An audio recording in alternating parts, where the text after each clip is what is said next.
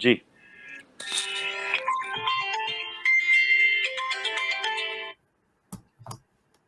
जी, गिरीश भाई आपके पास आता हूं। सुप्रीम कोर्ट भी सुनता नहीं है। इसी हफ्ते में एक सुप्रीम कोर्ट में बड़ा इंपॉर्टेंट केस आया था, तो सुप्रीम कोर्ट कैसे नोट लेता है आप देखिए। इलीगल माइग्रेंट्स का केस चल रहा था, बांग्लादेश से आए हुए जो असम के अंदर है। तो कपिल सिब्बल ने एक उदाहरण दिया वहां पर कि असम म्यांमार का हिस्सा था।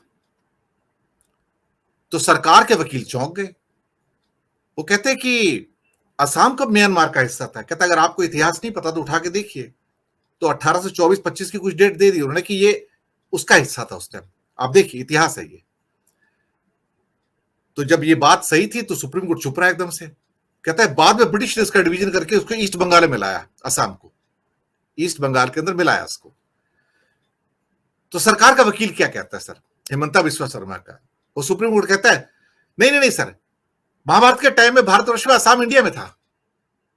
तो वहां पे एक ऑब्जेक्शन आता है कि महाभारत की कोई डेट्स नहीं है, ये माइथोलॉजी, आप हिस्ट्री में मत जाओ। माइथोलॉजी अलग है, हिस्ट्री अलग है। जिसकी डेट फिक्स है मैं वो बता रहा हूं। और वहां पे सुप्रीम कोर्ट चुप रहता है सर, उसने ऑब्जेक्शन नहीं लिया किसी चीज पे।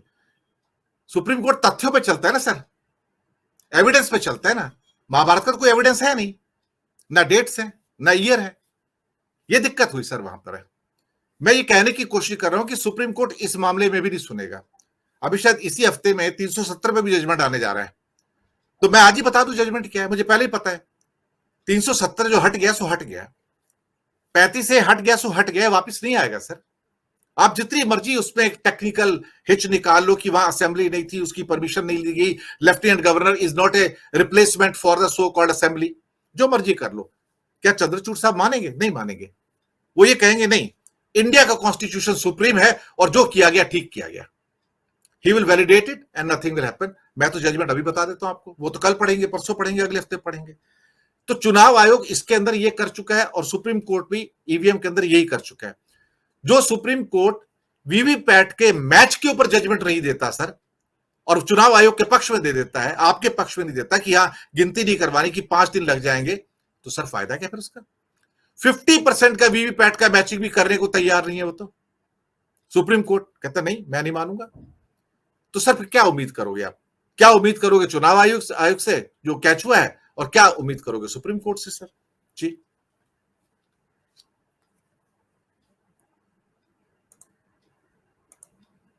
से हम आगे देखने जाते हैं। आवाज आ रहा है? आ रहा है।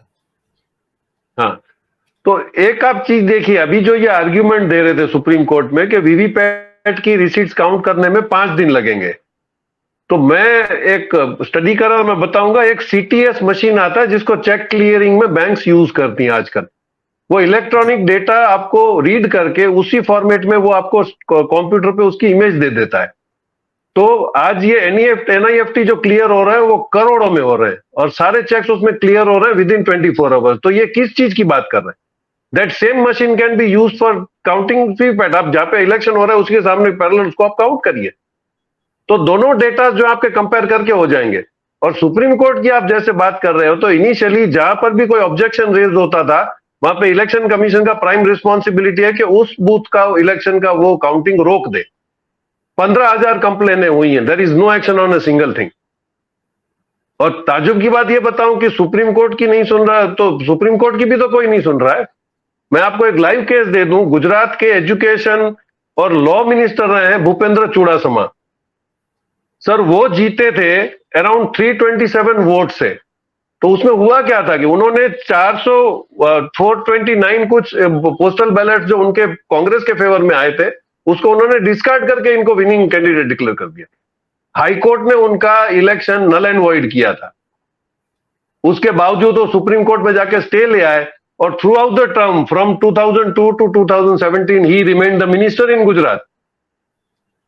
तो ईवीएम हो नहीं हो, बूथ कैप्चरिंग हो नहीं हो, इनको तो जो करना है वो इन्होंने कर दिया है। They are going to, they are bent upon.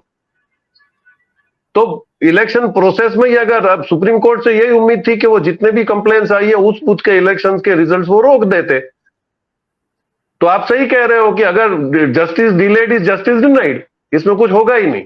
अगर एक हारा हुआ आदमी एक स्टेट में मिनिस्टर रह सकता है 5 साल तक, और जैसे भी जो हारे हुए थे वो तो वैसे भी राज्यसभा के रूट से आके मिनिस्टर बन ही जाते हैं, तो डेमोक्रेसी रही कहां पर? सर आपके यहाँ तो तो एक हु विल 1.5 साल फाइट फॉर दिस? तो अपोजिशन को यूनाइट हो। आपके यहाँ तो नकली टोल टैक्स चल गया 1.5 साल, जी। सुना करोड़ों रुपए 800 करोड़ या कितने इकट्ठे कर लिए उसने और भाग गया वो। हाँ, वो टोल अभी नहीं, उससे तो ताजुब है, अभी एक टोल टैक्स के ओनर का ऑडियो वायरल हुआ है सर। उसने तो सारे ऑफिसर और मिनिस्टरों को धमकी दे दी है कि आप लोग अपनी औकात में रहिए। अगर मेरी प्राइवेट जमीन मैंने यूज करने दी, मैं वहां पे अगर ग्लास क्लीनिंग का मशीन लगा देता और चार्ज लेता तो आप क्या करते? तो आप अपनी औकात में रहिए, अगर मैं मुंह खोलूंगा तो आप सब लोग जेल जाओगे। This is happening in Gujarat now. वो चोर कोतवाल को ही डांट देता है और कोतवाल चुपचाप बैठे हुए, कोई कुछ, देयर इज नो रिस्पॉन्स। 24 घंटे हो गए, there is no response to that. ये हालत है। तो डुप्लीकेट टोल नाका नहीं, वो तो हमारे यहाँ तो पीएमओ पे भी डुप्लीकेट मिल जाते हैं, डीएसपी डुप्लीकेट मिल जाते हैं, मास्टर्स डुप्लीकेट मिल जाते हैं। तो इसमें गुजरात मॉडल है सर। यहाँ तो आपको सब कुछ नया नया ही सीखने मिलेगा। आप इतने साल से 70 साल से तो आपने कुछ सीखा ही नहीं है। अभी आप सीखिए कैसे राज होता है, क्या ओरिजिनल होता है, क्या डुप्लीकेट होता है। अचल जी ने जो बात बताई उसमें मैं एक बता दूं, अभी किसी रेलवे पुलिस वाले से बात हो रही थी, मैंने बोला बुलेट ट्रेन का क्या हुआ? बोले नहीं देखो, हमने बुलेट ट्रेन की बात करी थी, अभी ट्रेन में बुलेट तो चल रही है ना, फिर एक दिन बुलेट ट्रेन भी चलेगी। वो केस हुआ था जिसने सैनिक ने, रेलवे पुलिस वाले ने गोली मार दी थी 2 को। तो हम लोग इंप्लीमेंट तो कर रहे हैं, लेकिन